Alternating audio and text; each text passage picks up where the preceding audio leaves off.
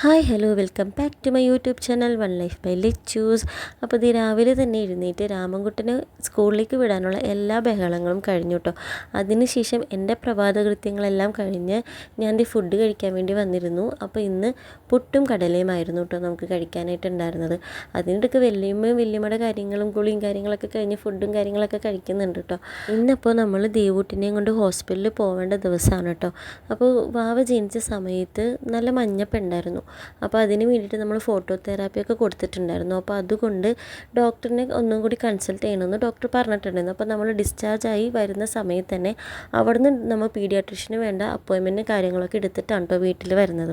അപ്പോൾ എൻ്റെ ഹസ്ബൻഡ് ഹോസ്പിറ്റലിൽ പോകാൻ വേണ്ടിയിട്ട് വരും. അതുകൊണ്ട് രാവിലെ നമ്മൾ എല്ലാ കാര്യങ്ങളും കുറച്ച് ഹറിബറി ആയിട്ടാണ് കേട്ടോ ചെയ്തത്. അങ്ങനെ ഹസ്ബൻഡ് വന്നു, ഞാനും വല്യമ്മയും കുഞ്ഞാവിനെയൊക്കെ റെഡിയാക്കി ഞങ്ങളിതേ ഹോസ്പിറ്റലിലേക്ക് പോവാണ്. അങ്ങനെ ഡെലിവറി കഴിഞ്ഞിട്ട് ഇന്നത്തെ ഈ ദിവസമാണ് കേട്ടോ നമ്മൾ പുറം ലോകം ഒന്ന് കാണുന്നത്. അങ്ങനെയാണല്ലോ നമ്മൾ ഡെലിവറി കഴിഞ്ഞാൽ കുറച്ചിങ്ങനെ 28 വരെയൊക്കെ ഒന്നും അങ്ങനെ പുറത്തോട്ട് ഇറങ്ങി വാവനെ പുറത്തോട്ട് ഇറക്കിയൊന്നും ചെയ്യില്ലല്ലോ. അപ്പോൾ ഇത് 28 ആയിട്ടില്ല വാവയുടെ. അപ്പോൾ അതിക്കുമ്പോൾ ഹോസ്പിറ്റലിൽ പോകേണ്ട ആവശ്യമുള്ളതുകൊണ്ട് ഇന്നാണ് നമ്മളൊന്ന് വെട്ടം കണ്ടത്. അങ്ങനെ ഞങ്ങൾ ഹോസ്പിറ്റലിലെത്തി.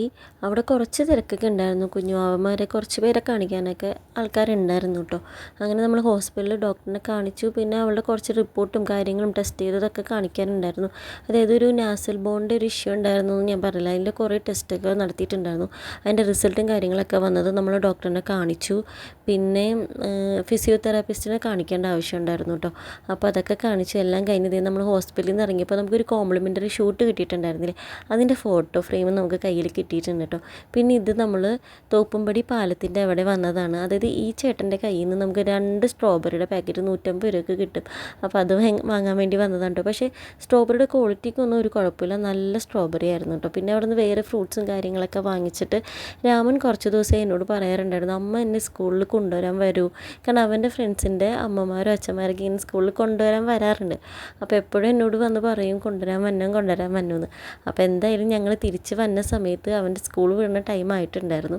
അപ്പോൾ ഞങ്ങൾ രാമൻകുട്ടനെയും കൂടി കൂട്ടാമെന്ന് വിചാരിച്ചു. പിന്നെ ഇതിൻ്റെ ഇടയ്ക്ക് ഞങ്ങൾ അവിൽ മിൽക്ക് കുടിക്കാൻ വേണ്ടിയിട്ട് കടയിൽ നിർത്തിയിട്ടുണ്ടായിരുന്നു കേട്ടോ. അങ്ങനെ അവനെയും കയറ്റി. അപ്പോൾ അവന് ഭയങ്കര ഹാപ്പി ആയിട്ടോ ഞാൻ കൊണ്ടുവരാൻ വേണ്ടി ചെന്നതുകൊണ്ട്. പിന്നെ അച്ഛനും കൂടി ഉണ്ടായതുകൊണ്ട് അവന് ഇരട്ടി ഹാപ്പി ആയിരുന്നു.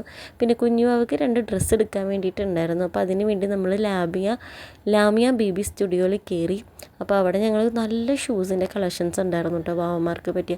അപ്പോൾ രാമൻ്റെ ബർത്ത്ഡേക്ക് വാങ്ങാൻ വേണ്ടിയിട്ട് അവനിങ്ങനെ കുറച്ച് ഷൂസും കാര്യങ്ങളും ഞങ്ങൾ നോക്കി വെച്ചതായിരുന്നു. പിന്നെ അവനോട് വേറെ എന്തെങ്കിലും വേണമെന്ന് ചോദിച്ചപ്പോൾ അവനൊന്നും വേണ്ടത്. അപ്പോൾ ഈ ഒരു സംഭവം കണ്ടപ്പോൾ അവനത് വേണമെന്ന് പറഞ്ഞു. എപ്പോഴും അങ്ങനെ ഓരോന്ന് വാങ്ങിച്ചു കൊടുക്കാറില്ല കേട്ടോ. അപ്പോൾ ഇത് കുറേ നാൾ കൂടി പറഞ്ഞപ്പോൾ നമ്മളത് വാങ്ങിച്ചു കൊടുത്തു. പിന്നെ വാവയ്ക്ക് നമ്മളൊരു 10,000 രൂപയുടെ ഒരു ബ്ലഡ് ടെസ്റ്റും കാര്യങ്ങളൊക്കെ ഉണ്ടോ നമ്മൾ നടത്തിയത്. അത് നാസൽ ബോണിൽ പ്രശ്നമൊന്നും ഇല്ലയെന്ന് ടെസ്റ്റ് ചെയ്യാൻ വേണ്ടിയിട്ട്. അപ്പോൾ അതിനൊന്നും പ്രശ്നമൊന്നും കാര്യങ്ങളൊന്നും ഉണ്ടായില്ല. അപ്പോൾ അതിനെ നമുക്കൊരു സമാധാനമായി.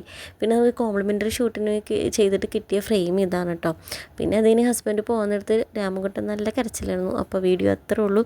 എൻ്റെ വീഡിയോ ആദ്യമായിട്ടാണ് കാണണമെങ്കിൽ ലൈക്ക് ചെയ്യുക, ഷെയർ ചെയ്യുക, സബ്സ്ക്രൈബ് ചെയ്യുക. അടുത്ത വീഡിയോയിൽ കാണാം. ബൈ.